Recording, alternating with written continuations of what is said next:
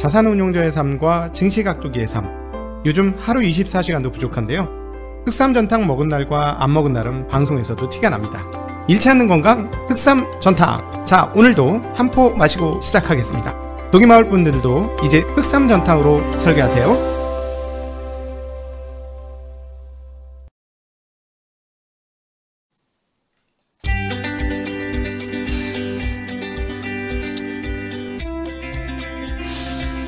자기사는 증시각도기. 안녕하세요, 증시각도기 시청자 여러분, 투자자 여러분, 독이마을 여러분, 반갑습니다. 9월 13일 월요일 아침이 환하게 밝았습니다. 네, 아침 쌀쌀한 느낌을 지울 수 없는 월요일 아침인데요, 항상 건강하게 즐겁게 한 주 살면 좋을 것 같습니다. 건강하게 사는 방법 중에 하나는 행복하게 사는 거다. 행복하게 살아야 건강하고, 건강하게 살아야 행복한데, 행복하게 살면 건강한 것 같아요. 제가 어제 저녁에 햄버거를 먹으면서 또다시 햄버거를 먹을 때마다 생각나는 인물이 있죠. 네.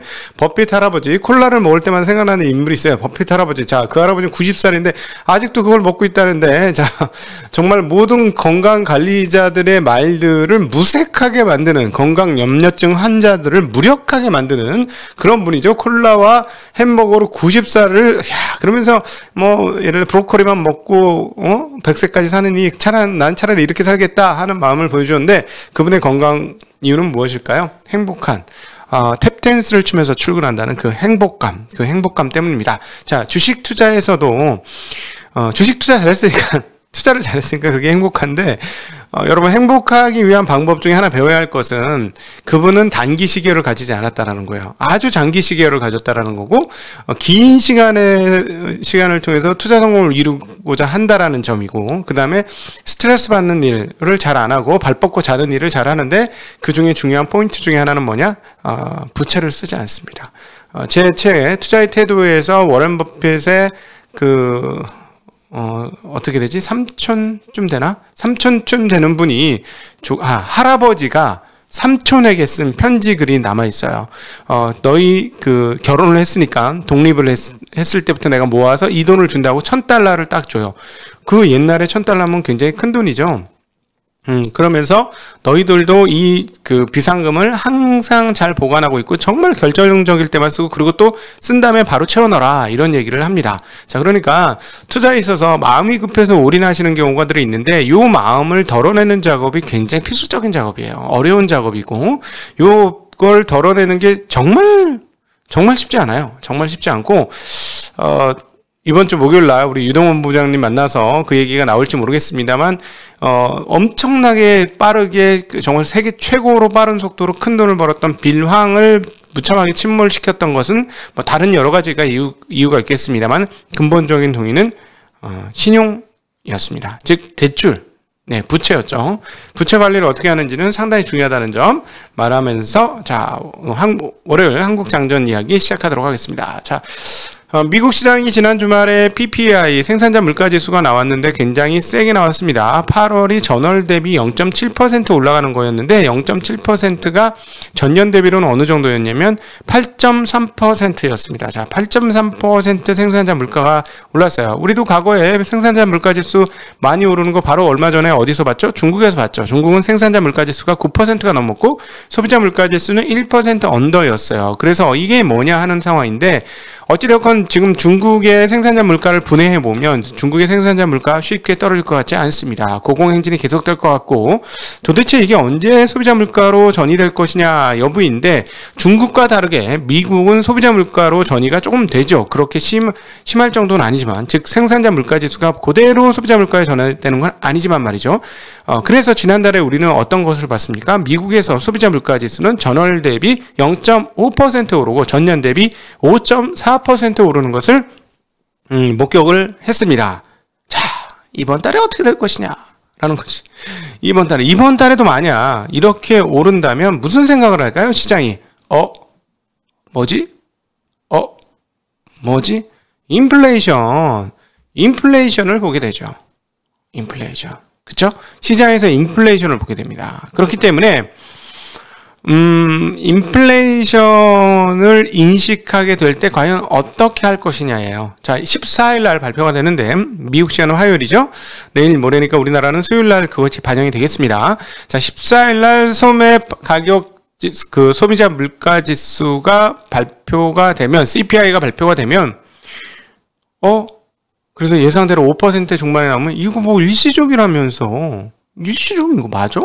이런 생각을 하겠죠. 그리고 저희 각도기 TV에서는 계속적으로 좀 이상하다. 인플레이션 강도가 생각보다 상당히 센 것 같다라는 말씀을 계속 드렸고요.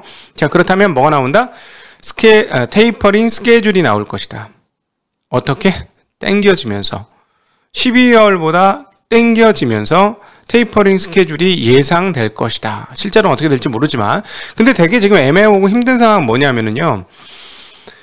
인플레이션도 있고 기업들의 2분기 실적을 보면 경기도 상승했어요. 그런데 코로나 여전하죠. 델타 변이로 인해서 지금 항공기 예약 취소 같은 게 줄줄이 이어지고 있어요. 그러면서 야 이거 경기가 안 좋은 거 아니야 라는 게 혼재된 짬뽕.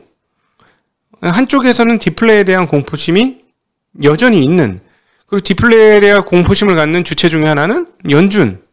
네, 이것들이 지금 혼합되어 있는 매우 신기한 장이 지금 펼쳐지고 있다는 것이죠. 자, 소매 판매는 16일 날 발표가 되는데요. 16일 날 소매 판매는 전달보다 조금 줄어들었을 것으로 예상합니다. 방금 전에 언급드렸던 대로 델타 변이 확산 등이 있기 때문인데요. 8월 소매 판매가 전월보다는 0.7% 정도 줄었을 것으로 예상을 하고 있습니다. 7월에도 소매 판매가 1.1% 줄었거든요. 그러면 8월 달에 뭐 델타 변이가 상당히 창궐하던 시점이었으니까 크게 늘어날 것 같지는 않죠. 그렇기 때문에 소매 판매는 좀 줄어들 것이다. 이건 뭐냐면 소비자 물가는 올라. 근데 소매 판매는 줄어. 기업의 실적은 좋아. 디플레이 예상도 가능해. 인플레이 예상도 가능해. 이건 뭡니까? 그래서 지금 일컬어지는 단어가 아이고 이거 뭐 어떻게 표현해? 이거 스태그플레이션이야 라고 합니다. 스태그플레이션. 근데 저 입장에서는 스태그플레이션이라고? 아니 왜? 아니지.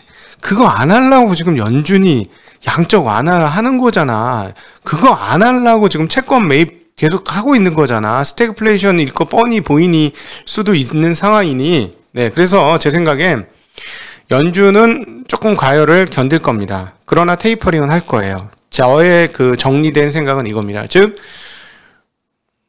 약간 과도한 인플레이션을 그대로 둘 것이다. 그래서 경기가 침체되는 상황으로 가진 않을 것이다. 왜? 그동안 우리가 계속 봤지만 연준의 태도를 보건대 연준은 인플레는 막을 수 있어도 디플레는 막을 수 있는 수단이 많지 않다라는 것을 계속해서 우리한테 보여줬기 때문에 들켰지. 우리한테 그게 너들 마음을 우리 읽혀버렸어. 네, 들킨 거예요. 우리한테 들켰기 때문에 아마 끌고 갈 겁니다. 그러나 테이퍼링 할 거야. 테이퍼링을 해도 인플레이션은 바로 꺾이지 않을 겁니다. 그러면 그 다음 단계가 문제죠.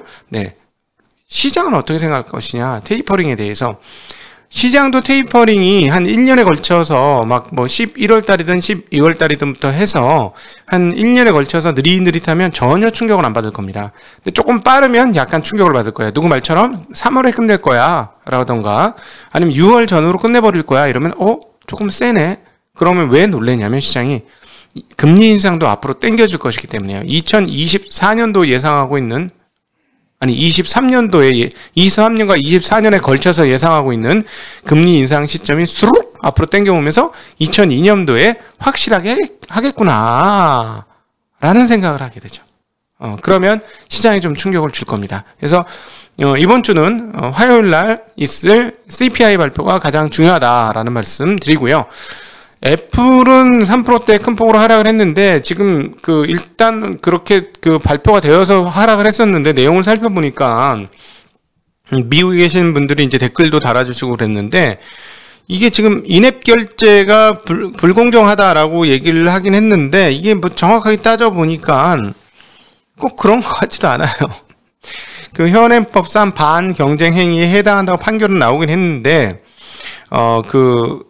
앱 개발자가 링크를 통해 앱스토어와 외부 결제를 유도하는 것을 금지하면서 인앱 결제에 대해 건당 30%의 수수료를 부과하는 지금 이 애플의 행태에 대해서 그냥 계속 할 수 있다. 계속 할 수 있다. 라는 법원의 판결이 나왔다는 거예요. 그러면서 법원의 당사 애플 사용자신가 봐. 그 애플을 독점자로 규정할 만한 확실한 증거가 제시되지 않았고, 그 다음에 이본 로저스 판사님께서는 성공은 불법이 아니다 라는 견해를 판결문에 포함했다라고 합니다. 이 뉴스들이 이제 전해지고 있어요. 타전되고 있어요. 자, 이 뉴스로 보건데, 이거 뭐야? 하면서 떨어뜨렸던 애플 주가는 다시 반등할 가능성은 좀 있어 보인다. 이것 때문에 떨어진 부분만큼은. 그래서 지금 그 에픽게임스의 사장님께서 또 항소를 하겠다. 라고 지금 얘기가 되어지고 있는 그런 상황입니다. 다 이제 중국 얘기로 넘어가서 중국이 12일 당 중앙과 공무원 연합의 그 의견 하나가 나왔는데요. 생태보호 보상제도 개혁의 심화 의견이 발표가 되었습니다.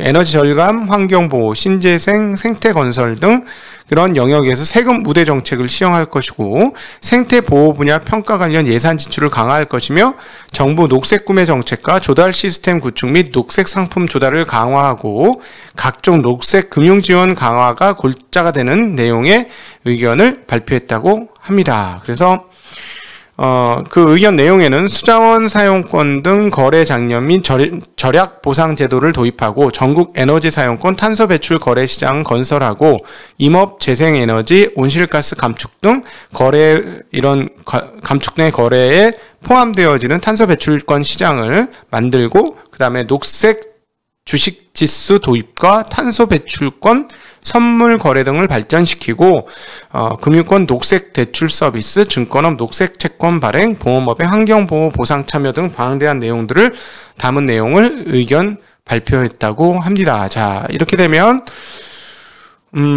우리 이제 이호석 애널께서 계속 얘기하시던 ESG 관련이 중국에서 상당히 중심으로 등장을 하게 되고 다른 나라도 좀 영향을 미칠 것으로 보여집니다. 자, 중국과 관련해서는 제가 지난번 그 월요일 날 우리 김경환 애널에게 문의를 했는데 그쪽에서 이제 대답이 나왔는데 분석이 나왔는데요. 부동산이 문제죠. 중국은 부동산이 문제예요. 근데 결국은 질서 있는 수습을 위해서 노력은 할 건데 규모가 워낙 커서 어떻게 할지는 좀 봐야 될 것 같아요. 그 보도에 나온 대로 그 규모가 많습니다. 헝다그룹의 총 부채 규모가 1조 9천억 위안, 한화로 340조 원. 한 기업의 부채가 한화로 340조 원. 우리나라 올해 아마 550조에서 한 600조 예산이 되겠죠? 예산의 절반 이상이 부채, 한 기업의 부채. 그래서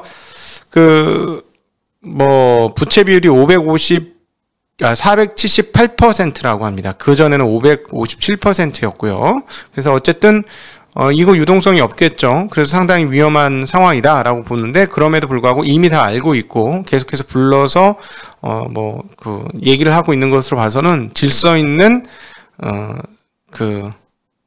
연착륙을 시키는 그런 방향으로 지금 방향을 잡고 있는 것 같다라고 이야기를 하고 있습니다. 그리고